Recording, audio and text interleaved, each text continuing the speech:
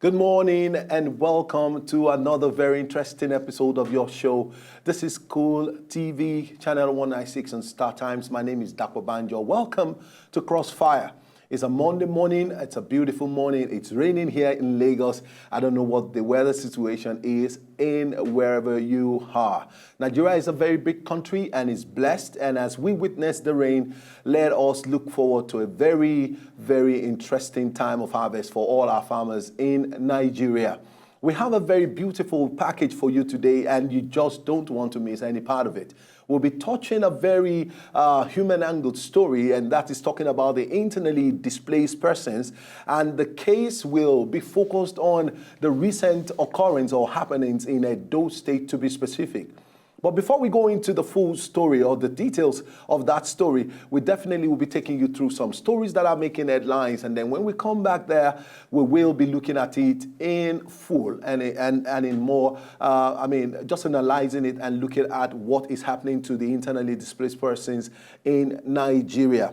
I am not alone in the studio. We're still expecting a guest, but myself and Ishoma, we will just take the show from here. Ishoma, good morning. It's a Monday morning. How are you? Fine, thank you. Good morning. How did the weekend go? Perfect. Great. Safe for some issues today, traffic and the rains also, but it's just perfect. It's a raining period and we're looking forward to a very, very, cool atmosphere, everything Most just especially going. bountiful harvest for farmers, like you said. All right. Ishoma, quickly, let's go into the business of the day. You have some stories to take? Okay, well, first on my list is the president. Well, if there's been information in the public domain that Mr. President will be heading the Petroleum Ministry for about 18 months. For me, I think I love this development. And like the president said, that he would be, his activities would be streamlined to reorganizing the petroleum sector. So for me, this is very important. But also there's an issue also. He said that after heading the petroleum ministry for about 18 months, he will hand over to a substantive minister. Now, if like we discussed last week, if you look at the pedigree of the DG of the NNPC, who else do you think would be a good enough fit to, be a superior or be a boss, to the person of the DG of the NNPC other than Mr. President? So I don't know. For me, I'm thinking though, probably after, Mr. President has headed the ministry, the petroleum ministry, and then when he hands over, I'm thinking though, if the DG of the NNPC, meets expectations perfectly, his position may probably be uplifted to that of the ministry, the minister of the petroleum industry. I don't know. But what's your take on that? Anyway, my concern is just that, it's beautiful if the focus of the president is to ensure that we have everything, in proper, everything starts to become proper, in NNPC. Now, the president heading the ministry may, for me, be an out-of-place thing. And that is to tell you that it still boils down to the fact that the president still don't have someone that he can trust who can do the job. Now, a few days back, hold on. A few days back, we have a Kachiko, coming on board. We have, someone who is of that pedigree and who has experience in that ministry or in that particular sector of the economy. I would have expected that, okay, if the president do not actually want to let go of the ministry because he feels that some things are still particularly out of place, I am of the opinion that the president should focus more on other issues that are really very sensitive. The oil sector in Nigeria, especially activities around the NNPC, is really very key to our economy, even though the president already came around to talk about the fact that the oil, the petroleum industry or the petrol, I said petrol, the oil sector cannot actually sustain the Nigerian economy, that we have to diversify. So what I'm trying to say in essence is that the president should try as much as possible to concentrate on so many other weightier matters. We are still in the process of recovering,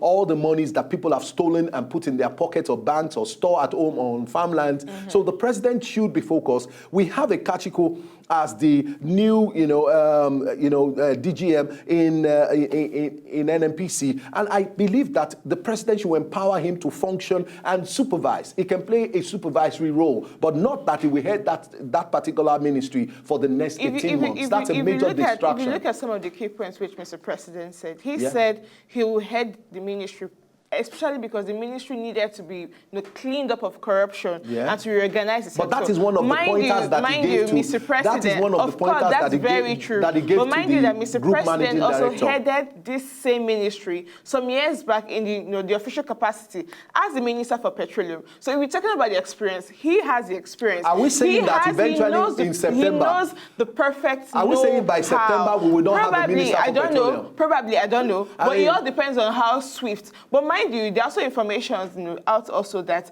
he may also appoint a special advisor on petroleum resources, petroleum matters. And he's trying to use Emmanuel Kachiko. There are rumors around that he probably will use special Emmanuel advisor. Kachiko. I'm probably thinking maybe Tam David West may come in there. Anyway. Tam David West may come in there for me, though. But the most important thing is the petroleum industry is the nerve of Nigerian economy. So I'm not expecting that Mr. President would just, hand over that sensitive ministry to any individual. Yes, let him handle it in the interim. Of course, he has special advisors. He has the DG of the NNPC. There are so many people that can also work together with him. But for him to play that supervisory role to making sure that, the ministry is sanitized, perfect for me. Yeah, I think it could. Doesn't mean it would derail him. No, it will not derail him. I'm not even talking about derailing. Let me tell you something.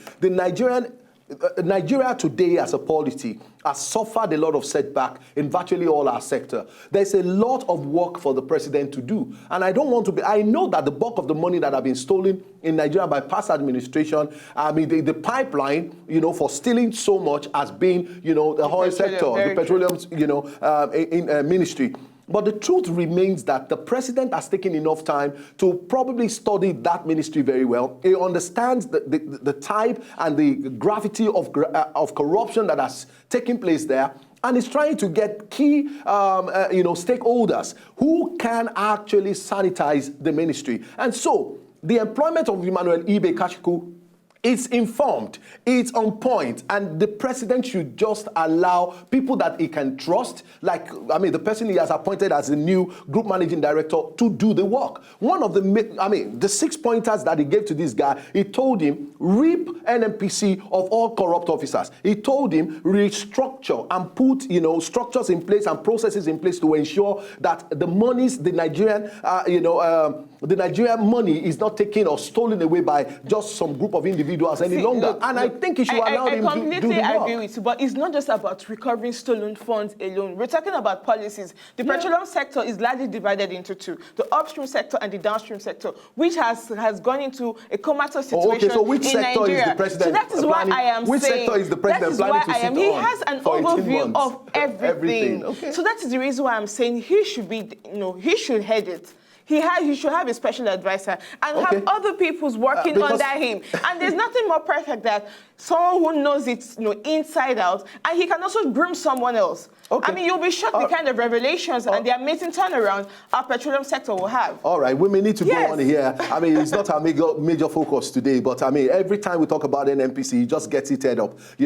Still talking about the petroleum industry, I'm going to be taking this story. The Port Harcourt refinery to reduce fuel import by 40%. The company handling the turnaround maintenance of the Port Harcourt refinery in Nigeria, that is Chrome Oil Services, says importation of premium motor spirit, that's PMS, that's our regular petrol, otherwise known as petrol, would drop to about 40% when critical units of the refinery begins to operate. And he gave a timeline. I love this report very well. Emeka Ofor, who is the chairman of Chrome Oil Services, he was very specific. He said this is going to be done in another 1 week. He gave a timeline. Yeah. So it means, there is finally, light at the end of the tunnel when it comes to PMS, supply to virtually all the areas of the nation. And if we are going to have a refinery in Nigeria supplying us 40% of our usage of the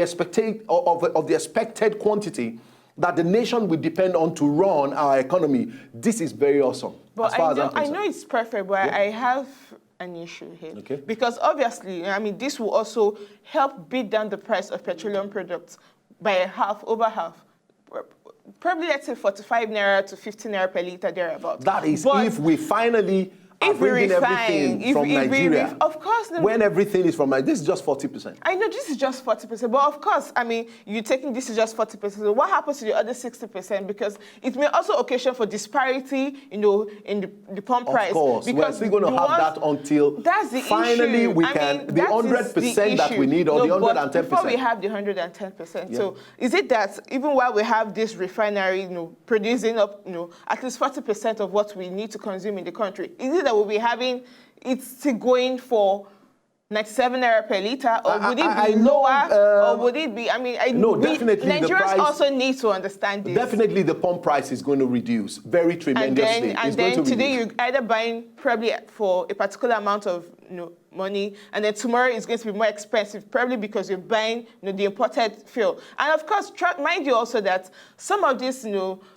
filling stations also may take advantage of that fact. So even when they're selling the locally refined petroleum product to Nigerians, they could tell you it's the imported one, and they could even hike the price. So these are some of the issues which I think the government also should look at and focus, because the reason why Nigerians are applauding this development now is because of the price. Because we know that not only will it also help, ease out the issues about having to queue and struggle for petroleum products, but the prices will come down. So these are the issues I think the government needs to address. Anyway, we'll be looking forward to having a very fantastic, time when all refineries in Nigeria, according to the expectation and the plan of the president, to ensure that all refined products will be done within the country, that importation of oil and other products, we eventually stop. Let's quickly go to the next story. Okay, well, for me, the last story I have on my list is President Muhammadu Buhari coming out to say that he is resolute in fighting corruption. Of course, on CROSSFIRE, we support that agenda, fighting corruption, because we also understand that corruption is the reason why the Nigerian economy has gone into a comatose state. But for me, I think on the issue of fighting corruption, it's not just about coming out to probe people and all of that. I think policies and processes is the greatest key to fighting corruption in Nigeria, and which that's one area which the nation is still lacking on. Proper policies and those processes, so that even when Mr. President leaves office, whoever it is that comes on board will meet concrete policies and processes on the ground. The Nigerian people would have also been abreast with the fact that their policies and their processes. So whoever comes in to that office will follow the requisite guidelines. And at the end of the day, policies and processes are largely the issues or the factors that help in reducing corruption. So until we have that in place, I think this is a one-sided fight. My take on this story is just that, virtually everything is getting politicized in Nigeria. Everybody is beginning to read, the body language of the president, that his probe may eventually, be tilting towards a particular set of people, or probably, the opposition party. Information also, have it that a lot of noise has been made to say, President, check yourself first. But the president has come out really very open also to tell everybody who cares to listen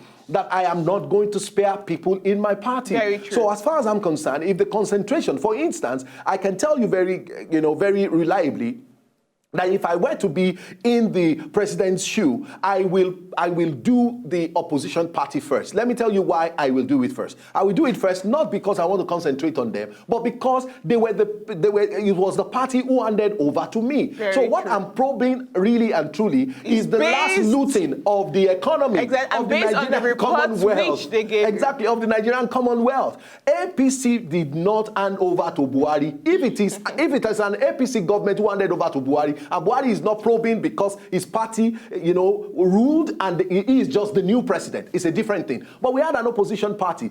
And that is what the president is probing. So concentration definitely will be given to PDP and his stalwarts and people that were appointed or who worked with the last president. So people should try as much as possible to try and separate between, good deeds and politics. And politics also, should not be everything, and it should not be seen in everything that we do. And that's what we are saying, on the case of the probe by the president. But also for me, the most important thing is when you also probe the Jonathan administration, you're probing it at the federal level. But mind you, most of the deals, most of the alleged corrupt practices that were, which took part also flow down from the federal government down to the state government and even most times to the local government level. So Nigeria should also understand that while he is probing at the federal level, it's also going to extend to the state. Exactly, you also and that have is some where APC states will eventually come in. God bless. So these are the things which I believe Nigerians can also understand and support Mr. President's bill. It's politics, of course, really and truly. We know that the opposition party, they're also trying to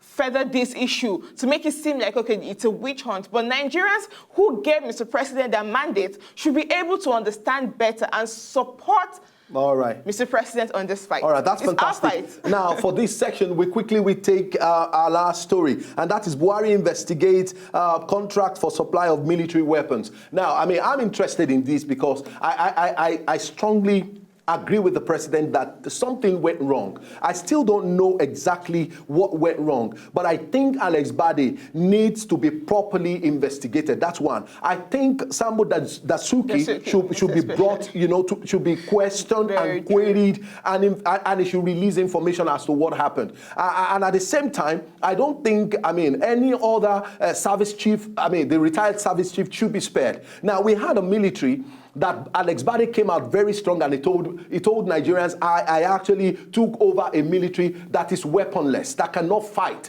any insurgency or defend, the cause of this nation. And I keep wondering what happened when we eventually extended, elections for 6 weeks, and then we had weapons, and then we fought against the insurgency, and then we conquered, and then we were able to take over lands and bring back, some of the people that were being adopted and being, used to perpetrate, terrorism in Nigeria. But the truth here is that what really happened, almost every year, a percentage of the Nigerian budget is being dedicated, to the military. A huge percentage. Yet we have information that the military is underfunded. We have that officers are not well paid and well taken care of. We also have it that there are no weapons, sophisticated weapons or modern weapons that they can use and all of that. And that brings me to the story of, the president saying, going forward, we are not even interested in bringing arms and ammunition into the country any longer. We want to start manufacturing locally. Of course, we should. We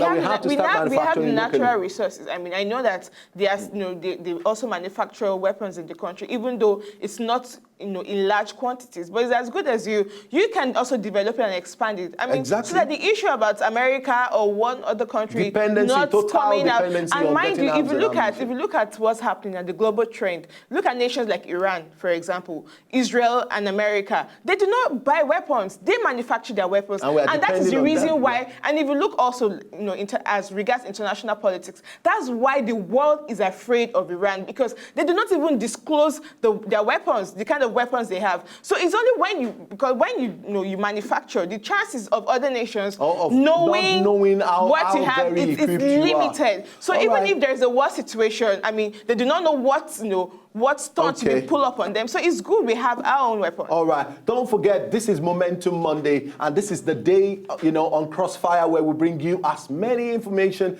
as you like, and as we like, as we want to talk about, as long as it has something to do with our nation. So we have all the stories, and when you start to call in, you can talk on any of the stories that we have itemized. But we have something really very important to bring to you after we go on a short break, and that is talking about the internally displaced persons. And then when we come back, we'll be giving you details on that. Let's go now. We'll be back.